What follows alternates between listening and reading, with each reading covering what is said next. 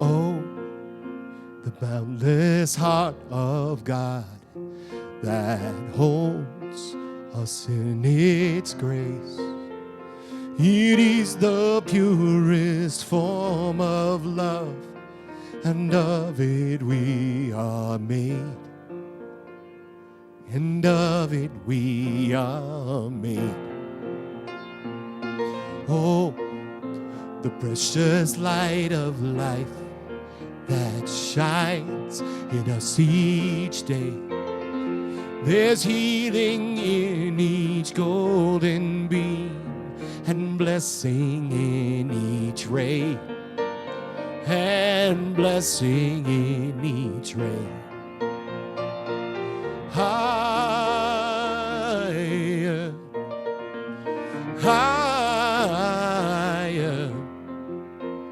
we are lifted up, we are shown, we are beautiful, and we are known. It's in this truth where we find our home. Higher, higher.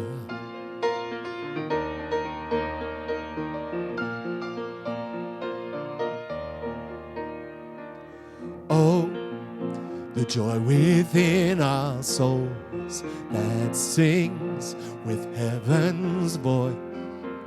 It rings throughout all creation's halls. Hear the world rejoice. Oh, hear the world rejoice. Higher, higher. We are lifted up. We are shown. We are beautiful, and we are known. It's in this truth where we find our home.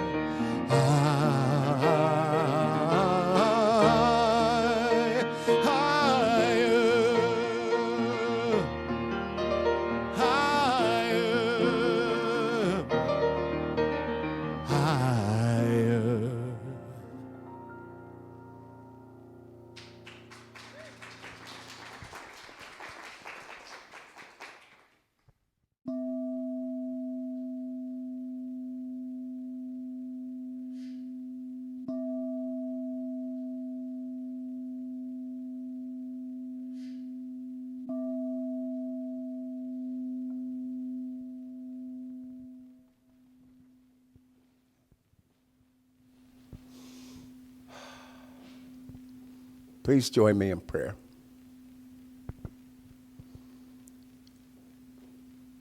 We are so grateful to come together here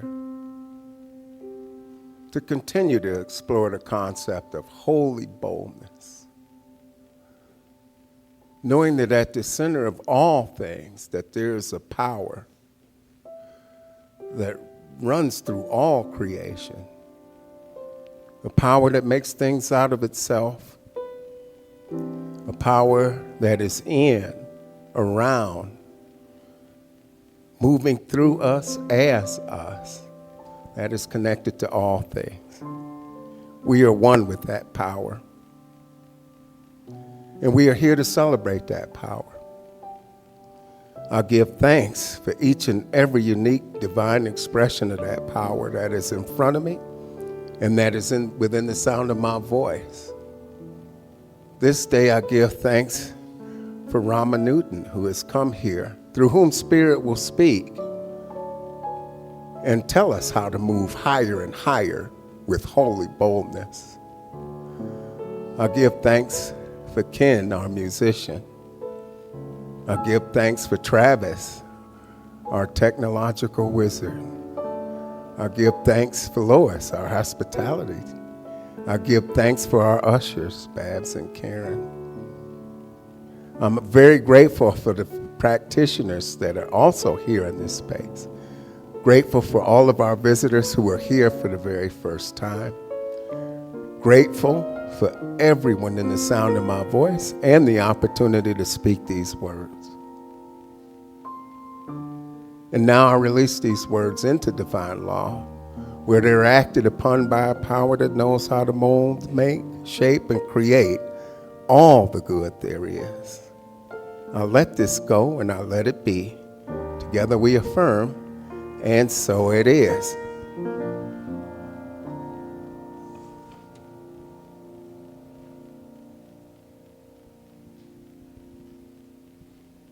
And as customary, I have some words of inspiration here. I'm inspired by Denise. She just knows everybody. Huh? It's amazing. She really inspires me. And once again, she's brought us a brilliant speaker who is touched by spirit and who's come to share his love and light with us here at New Dawn. And I like good music too. We can dance as well as pray. Our words of inspiration today, the first come from Tallulah Bankhead. Nobody can be exactly like me. Sometimes even I have trouble doing it.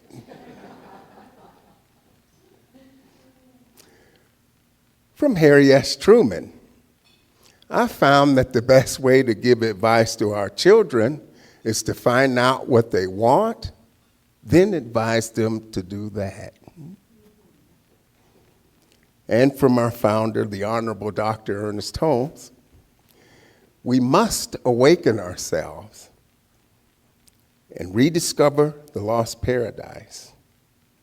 Find within us that child who was not afraid of the universe in which he lived, who didn't deny himself to God, and who had not listened to the monotonous tone of condemnation.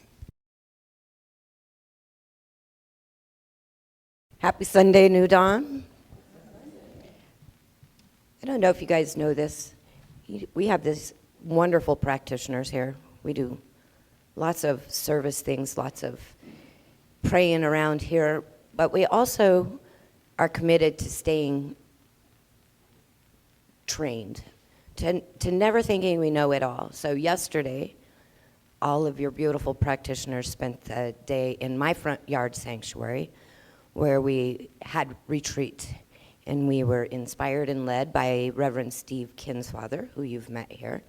And we just had a marvelous day of connecting all of us and also learning some new stuff about ourselves and about the way we show up here at New Dawn. So I imagine you might see a little more spring in some steps this weekend. And Russell, thank you. I'd love to take credit for being brilliant and finding all these beautiful people. And some of them I do know rather well, and some of them reach out to me because they know what I'm doing. But today we are super lucky. I did make that phone call a few months ago, and I asked Reverend Josh, who were the stars in your last speaker class? And he gave me two, Dodie, who we've already met, and he gave me Rama. I already knew Fran was fabulous because I've heard her speak in Florida by video.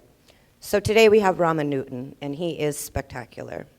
He's been attending Mile High Church in Lakewood for the past decade, became a licensed practitioner in June of 2021, and immediately began the education process to become a minister for Centers for Spiritual Living. He says he has about a year left. I don't know, is that right? The wife here is hoping so. His spiritual path began early in life, being born to hippie parents, one raised Catholic and one Jewish, who were involved in the Hindu movement of Baba. Thank you. Throughout his life, he has sought to have a deeper connection with spirit and has participated in several different spiritual practices. He has worked for more than 2 decades in his private therapeutic bodywork practice. He's not doing that anymore. I asked him for a massage today. He said, nope. And truly enjoys helping others transform their lives. I can't wait for you guys to meet this guy. He's fabulous. Oh, and he sent us Travis. So another reason to applaud.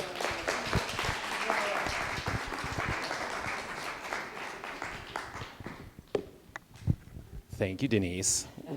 What a lovely welcome.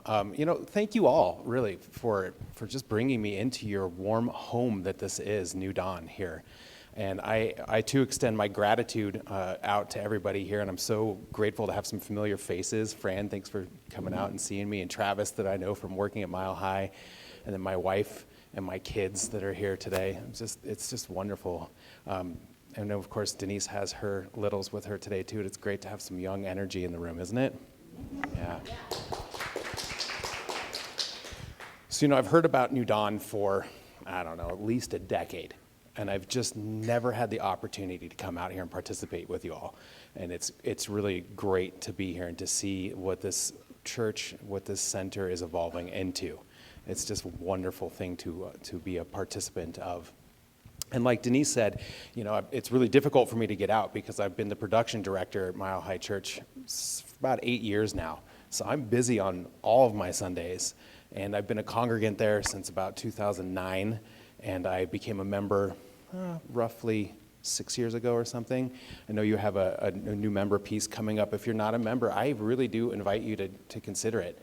There's something that happens when you step into that next level of ownership of your spirituality and committing, even in that small way of saying that I'm a member somewhere of a community like this, I know for myself, really furthered my faith path. It furthered who I am in the spirituality that we are all living and sharing, known as New Thought, right? This whole movement of religious science. What a beautiful thing. So growing up here in Colorado, like today we have this gorgeous day. It's hot, yet I know that with Colorado, the weather is going to change. And we have all the shifts that happen, and that's one of the things that I love and one of the reasons I've never left this state. And the other is all the beauty we have here. It's just a gorgeous state, and I love that we have all the varied terrain that we have. And some of that, of course, includes our high ground, the mountains, right? And it's such a great thing to be able to look out to the mountains and see these living examples of higher heights as we're looking at today with higher heights. And I know that this month's theme is this whole piece of holy boldness and living in holy boldness. Denise spoke so well last week on all these aspects. And holy boldness, one of the pieces in our write-up for it is this invitation to live life with gusto and verve. Those are not words that I use in my life. But boy, I read that and I thought about it, and it just conjures up such joy, gusto and verve. Like, these are fun words. And something about them for me, when I think about it, it kind of pulls me into this imagined place where I feel like what it would be like many years back to wear a top hat and a black cape, right? And I would be living my life with gusto and verve. And it would be like the punctuation mark on everything that I'm doing. I'm going to speak at New Dawn today, right? I'm going shopping.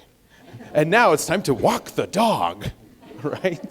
Gusto and verve. And it just brings that humor, brings joy. It's such a wonderful aspect to consider. I just love it.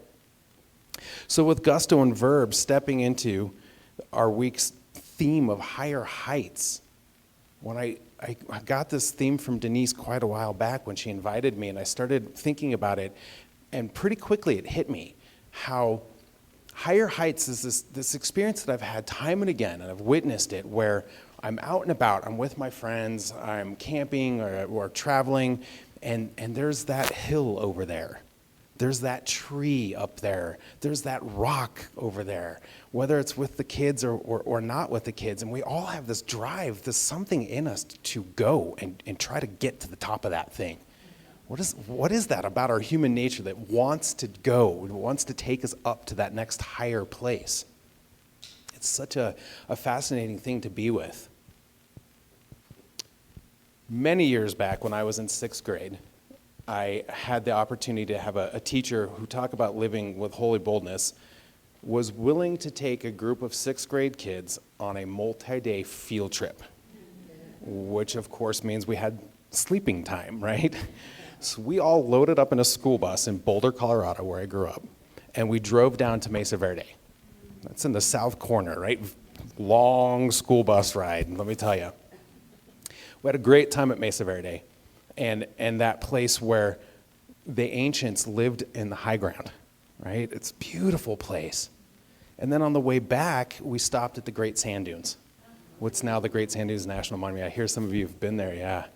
It's such a cool place. And in that space of being at the sand dunes, the first morning we wake up and there's the dunes and we have our breakfast and we do our thing and we get the group of people and we cross the little creek that's in front of the dunes and we go and we start playing. We're having a great time, running up and down the dunes and rolling and all of the fun. And then there was a group of us that noticed there was some people that decided they were going to keep hiking. And in talking about it, we learned that there was this dune that we could see that was supposedly the highest dune there. And we decided, okay, let's do this. We're gonna try to get to the top of that dune. We're gonna climb this thing. So we set out, a bunch of 11, 12-year-olds, a couple of adults with us, and we're hiking. And if you've ever walked on the dunes or any kind of dune, you know it's not just 2 steps back for everyone. It's like 3 or 4 steps back. And especially if you're not watching your footing, because there's that sand that just wants to swallow you up. Pretty soon, we've got sand in our shoes, we've got sand in our socks. I mean, it's just everywhere. And it's hard work to climb up these dunes. And as the day goes on, the sun's getting higher and it's hot. There's no shade, of course. We're on dunes. So the battle begins, that real earnest, oh my goodness, how am I going to achieve this goal that we've set our sights on, that thing up there, that higher height? How are we going to achieve this? And we keep working and encouraging each other along the way. And after several of those false summits, you think you're there, oh no, we're not there yet. We see, oh, there it is, that's the one. And we can see a few people up there and there's an excitement that builds in us. Here we are, we're gonna do this, we can do this, and it builds, and we achieve it. We get to the top of the dune, and we're there. And there's that feeling that comes when you've achieved your goal, when you've achieved the struggle and gotten through all that work to achieve that thing that you've worked so hard for. Do you know what I mean? We've all experienced that probably on some level, right? That space where it's almost as if a bit of the nirvana comes in. We've done something. And yes, the work sometimes of climbing, of being physically active, we've got the dopamines going, so there's that kind of buzz that happens. But I'm talking about that inner buzz, that space that's like floating above the clouds a little bit. Yeah, take a breath into that space and imagine for yourself that time in your life when you've achieved that, maybe it was just driving a car up to the top of a hill, but that space where you've climbed to somewhere and you have the vista and it fills you with a feeling tone, an experience of, So we're there, we're on top of these dunes and I'm looking out at the vast view. You have the San Luis Valley that just stretches on, and the mountains that are out there, gorgeous mountains. And then, of course, we turn and look, and we think that we've made it to the end of these dunes. Not even close, right? There's dunes and dunes and dunes back behind, and surely one of them has got to be higher than what we're at, but it's okay. We've made it to this place. And what an experience that really has to offer. So that place where we have this drive, some sort of an internal drive to accomplish, to achieve the higher height. And I think that it's interesting that I'm pretty positive we've all experienced it. And I think one place that we can relate to is back on the school ground. And that space where there might have been a snow hill or a mound of dirt, and we all played King of the Hill, right? And in King of the Hill, you're doing everything you can to get to the top of that thing, and then you're fending off. I'm the king of the hill, and I'm up here doing my thing. So that when I think about all those pieces, part of the King of the Hill, it brought up to my mind that aspect of conquering. And is higher heights just about conquering? And I postulate that it's not just conquering, because it's not just about putting the other people, keeping them from getting there, but it's about our accomplish of being there. And so part of that also then relates to the aspect of being in the space and knowing where we're at. I think that there's an instinctual part of us that knows the safety of being on the high ground. And I'm sure that that's an aspect of what drives us to seek the high ground. But I think there's also a safety net built within us, an instinctual one, just like our predatory one that knows when I'm up high, I can see what's coming at me. That when we're up high, we have the visual representation of the expansiveness, of what's possible, of the openness. And we see and feel and experience spirit there. And how good is it to experience spirit, to have that physical representation of a felt sense within us? And just like I asked a moment ago, when you visualize that, all of a sudden we can feel it again, can't we? Yeah. So I think that part of the conquering of this isn't about conquering others, but it's about conquering ourselves. And in the journey, in the work of achieving higher heights, of moving through these places, we work through all of the turmoil. We work through all of the hard work to get there. And in so doing, we have that experience of our small, lowercase s self, right? And then there's the capital S self, the big self. You guys know what I mean when I'm talking about that? Science of Mind, we talk about that a lot. Ernest Holmes writes that way. If you look at his writings, you'll see the capital letters for capital T, truth. Those capitals are the spiritual principles, the reality, the truth of us that's core to us, the Christ consciousness of us that knows that we're here for a purpose, that knows that it's not just about our small self, the egoic self that wants to hold on to its identity, that ego that doesn't want things to change. No, don't change. I'm going to get up there, but I'm not changing. No, we move up to those higher heights and we move beyond the lowercase s to the capital S. That big self that knows no self and all selves simultaneously. I love that there's this tapestry here from Buddha, as I have some supporting words today coming from Buddhism. Buddhists spend a lot of time studying and working on the self and releasing the concept of self, that lowercase s self, the egoic self. And I had the opportunity in my classes, my stepdad actually gave me this book many, many years ago, and I didn't think I'd ever read it. And lo and behold, I get to ministerial school, and it's one of our required readings. Synchronicities, right? No luck there. So this book is called Zen Mind, Beginner's Mind, by our friend Shenru Suzuki. And so in this book, there's a piece of this about the ego piece. According to the traditional Buddhist understanding, our human nature is without ego. Our human nature is without ego. When we have no idea of ego, we have Buddha's view of life. Our egotistic ideas are delusion, covering our Buddha nature. So that lowercase s self that's hiding our Buddha nature, our Christ consciousness, our truth within us, the capital T truth. And so we work on achieving these higher heights, whether that's the sand dune or the tree or the whatever in life, to help us remember to tune into the capital S, my big broad self that knows all selves, that is one with everything. So an important part of this journey of finding and working towards the higher heights and getting there is to take time to pause and appreciate where we are. So when we take the time to pause and appreciate, we can start to recognize our accomplishments. Sometimes we get stuck in the drudgery of it all, don't we? And it's hard to, I don't feel like I'm accomplishing anything. I have my sights set on that dream home, but I'm living in an apartment. Or I don't have the financial freedom that I truly desire. And I get caught up in those places. But when we pause and we look at where we are, we have the appreciation for what it is that we have accomplished. And we know that as we work with gratitude and as we work with recognizing what we have in these teachings, we're very clear about that power of reciprocation. What we're putting out there is what we're receiving back. Yeah? So we might not know what the next step is to achieve that next higher height or how to do it. And as Denise spoke so well last week on, it's not our job to know the hows. It's our job to keep our sights set on the highest height and let Spirit participate. Let Spirit participate. So we set our sights on it and we appreciate where we are.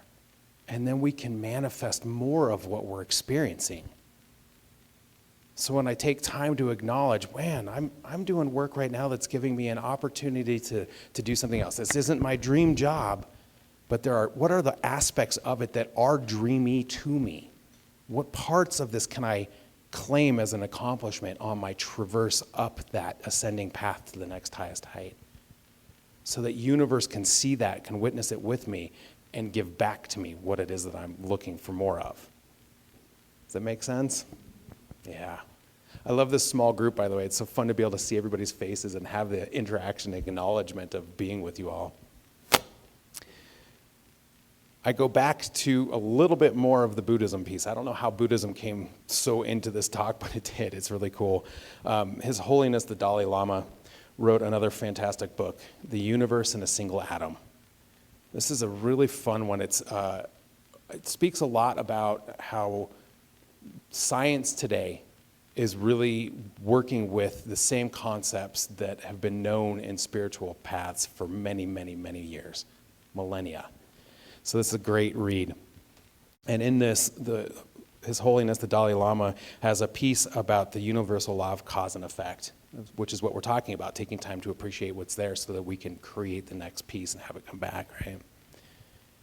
So His Holiness says, the universal law of cause and effect, which suggests that the conditions affecting the cause have an inevitable impact on the result. This principle is very ancient in Buddhism. The Buddha himself argued that if one wishes to avoid certain types of results, one needs to change the conditions that give rise to them.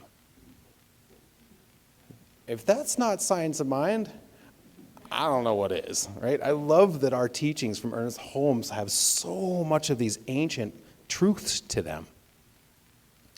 He goes on, so if one changes the conditions of one's state of mind, one can change the traits of one's consciousness and the resulting attitudes and emotions.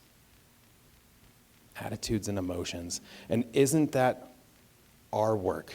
The attitude and emotions. Part of faith is giving the baseline of our attitudes and emotions to faith. I can plant a seed and think, oh, it's going to grow, and I can plant a seed and I can water it and nurture it. And we nurture and water our prayerful thoughts with our emotions, our feelings, our understanding of it. That's where the truth lies, the capital truth is. That's our fertilizer for it. So in looking at these higher heights, another aspect of it is if we have the highest heights, we live in this world of polar opposites, of polarities. So don't we also then have our lowest lows? And in our lowest lows, we often go to that place where it's like, oh boy, there it is. And there's good news there. The lowest lows are those places, just as we hear so often in the recovery world, that you have to hit rock bottom sometimes. And why is that? Because when we've hit rock bottom, there's nowhere else to go. When we're down there, we have the view of what's above, and we can set our sights on the next highest height. It's a changing target for us. Breakdowns that bring us down lead to breakthroughs, which bring us back up. I have a fun analogy for this. I think it's fun. Rock climbing, right? Rock climbers have this experience. Rope, that's a rope that's set up at the top of the thing that they're going to climb, and then it's there for them the whole way up and down. Or they have traditional climbing where they're using protection and they're placing it, and then one person goes up and the next person follows them, and they're supporting each other with the ropes the whole way. And no matter what kind of rock climbing it is, you always start at the bottom. And at the bottom, you set your sights on the route, and you set your sights on what you're looking to accomplish. You don't know exactly how. You don't know how long it's going to take or what it's going to take to get you there. Just like we didn't on that sand dune. How are we going to get to the top of this thing? But you have faith that you're going to go and it's going to be a path, a journey. And in rock climbing, there's always a point that they call the crux. That spot that is difficult, that is the most challenging on the route. And it's really often at that most challenging time that we slip, that we fall. And the rock climbers have the rope attached to them. And we do have that rope in our spiritual lives too, where we fall, but we don't fall all the way back down. We are caught and held, right? And in that space where we fall and we pause, we have pause. And it's in the pause that we let Spirit show up. I worked so hard to achieve that thing. I hit the roadblock. There's no way I can get past this thing. I have the worst boss ever. There's no more money to be had. Whatever those cruxes are on our journey, we fall a little bit and we pause and we open up to Spirit. And we get to reevaluate. Now we have a new vantage point of looking again at this route before us. Well, I was going at it that way, and I can clearly see now that there's another path. There's a way around that obstacle. So the rock climbers give us an awesome example of what it's like to do this work on a spiritual journey and on our daily living of climbing to higher heights. Again, Shenron Suzuki shares with us a great adage about this. It's not after attaining enlightenment that we find its true meaning. The trying to do something in itself is enlightenment. We all have this great drive within us to achieve great things. We all do. And sometimes we fight like heck to get there, don't we? And sometimes we just have to pause too, step back and breathe. Open up to Spirit, see what's available. On these pathways to higher heights, as we're all learning and growing and expanding, a piece of this work in this faith path is that we're also taking ownership for our journey. We're taking ownership for the life that we're creating. And that's a gift. But it also comes with responsibility. You know, that great old adage, ignorance is bliss. And it's true, right? If you don't know better, then you don't know better. But as we continue to grow and as we're willing to step into learning more and experiencing more and achieving higher heights, we also then have the responsibility to own it, to know that we're participating in it. And these teachings of oneness also means that we're not just responsible for ourselves, but we're responsible for everybody else because we're all connected. So am I willing to own my journey? And in so doing, am I willing, just like the rock climbers who are working with each other along that path, to help others along the journey too? It's an important question to ask yourself. And it's an important question to ask ourselves when we hit the tough spots too. And when we run into those places where it seems like we don't want to help somebody else. Because honestly, we're all helping each other. And we are all being helped all the time with the hand of God. Always there supporting us. But this means that we have to own that place and that responsibility of knowing that no matter who Aunt June is and what her political background is, or Uncle Joe and his no faith at all, he's an anti-theist, right? That we hold them in that same reverence, in the same light. And we want to do our best to lift everybody up because that's truly owning it. And when we truly own it, we achieve it for ourselves too. So it's a lot. It's a lot of responsibility, but it's worth it. It's worth keeping our eyes set on those new sights, on looking at the mountains and remembering the gifts of achieving the height, of taking time to set ourselves on a path and look for the right path and know that even when we stumble and fall, we're not going all the way back to the bottom again. We can bring a beginner's mind to it and we can open up the Spirit, but we can also keep that space available and know that we can traverse and get around those obstacles and invite others to help us, and we help others on theirs too.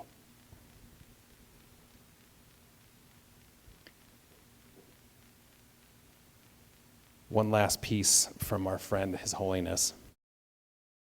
The higher the level of knowledge and power, the greater must be our sense of moral responsibility. And that's just it right there for me. So we hold the moral high ground. We as spiritual, faith-filled people hold the moral high ground for ourselves and others along the path. And that is our journey to higher heights. So I wish you the best on your journey, and I know that it is indeed that, a wonderful journey.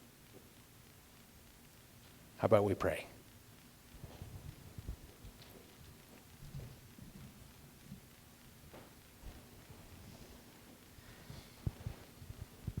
Thank you, practitioners, for standing in high consciousness with me. So taking a breath, and as you breathe in, feel how you are lifted a little higher. And as you exhale, you just settle down into spirit. Breathing in and knowing that as we breathe in, we are connecting with the universal all that is, the totality of everything and everyone. There is no separation between you and God, me and God. There's no separation, for we are all in this thing called life, totality. The experience of everything, the expression of all, that creative force that ripples out into the universe in all directions simultaneously at light speed. The creative power of yes that only says yes to absolutely everything and everyone.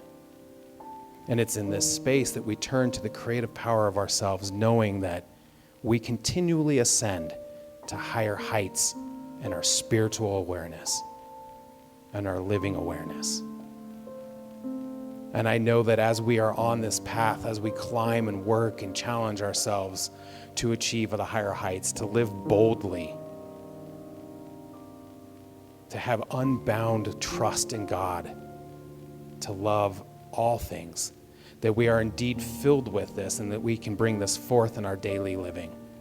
I know that as we achieve, we also receive. And in our receiving, we open to giving back. We give back so that we can have that cycle of reciprocation happen over and over again. And what a gift it is. Feeling and breathing and knowing that we're living our best, doing our darndest on this path of life, climbing up the mountain called me and you. Knowing that at some point, we will in fact reach the highest height and we will move to the great beyond, and that we will be ready to receive anybody and everyone along that path as they come up with us. And just like those images we see on Mount Everest of a line of folks moving up to the highest height, we're on this journey together. And what a gift it is to be a part of this, to open to receive, to know that Spirit's got our back, that we are always divinely guided and our path is well lit. And great gratitude for this experience and expression, and great gratitude for the Spirit that is all about and around and through us. I say yes to it all, knowing that it is indeed a wonderful thing. And in this space, I just simply allow God to provide, for God says yes to absolutely everyone and everything. How good it is. Thank you, God. Thank you, life. And so it is, so I am, and so are we. Amen.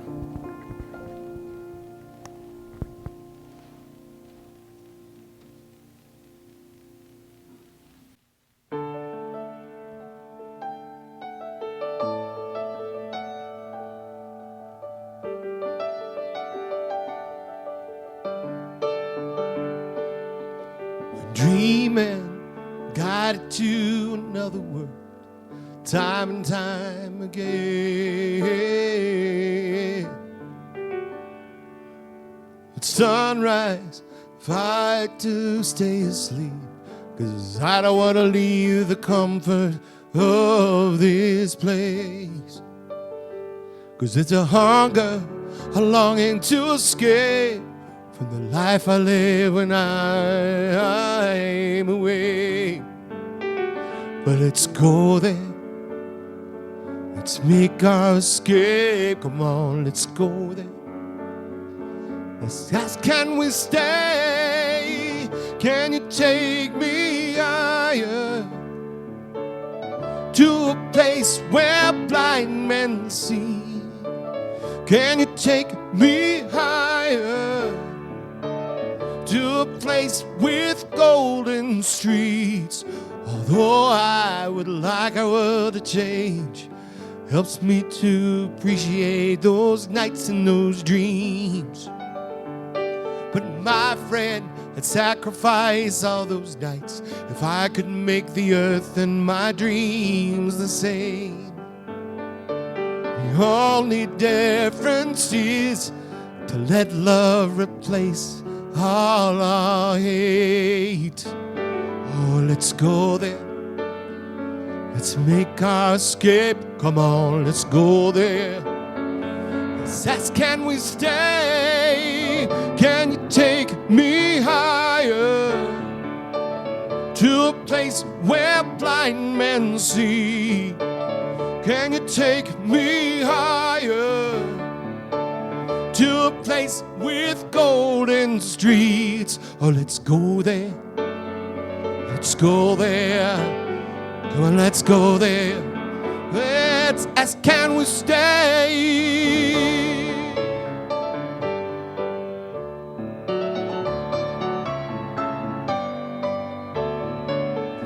Up high, I feel like I'm alive for the very first time. Set up high, I'm strong enough to take these dreams and make them mine.